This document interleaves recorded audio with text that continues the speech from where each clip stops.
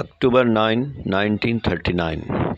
In the evening, a gentleman from Calcutta came and desired to know how to make progress in business.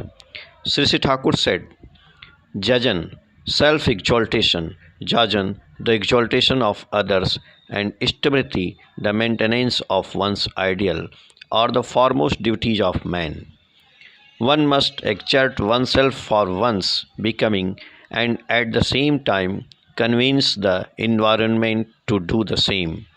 Man cannot get by ignoring his environment. That is why it is to a man's interest to serve his environment. At every turn, judgment and service are required. Say, for example, you have cycle shop. You start thinking how to supply everyone with a cycle. Perhaps you think to supply even a poor man by letting him pay in installments. You do jargon with him about how convenient it would be for him to have a cycle. When he goes in for a cycle and enjoys its advantage, he will express a heartfelt gratitude for what you have done, saying such and such a man has considered my financial position and has made it possible for me to have this cycle. Had he not given me special consideration, I would never have had it. He made it very easy for me. Hearing his words, many pour into your shop, and thus your business begins to thrive.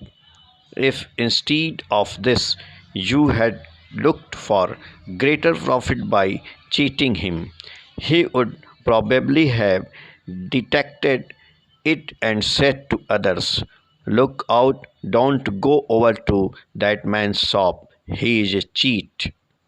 If you have 1,000 customers and you get a very small profit from each of them, which they know about, is that not better than taking a greater profit from 100?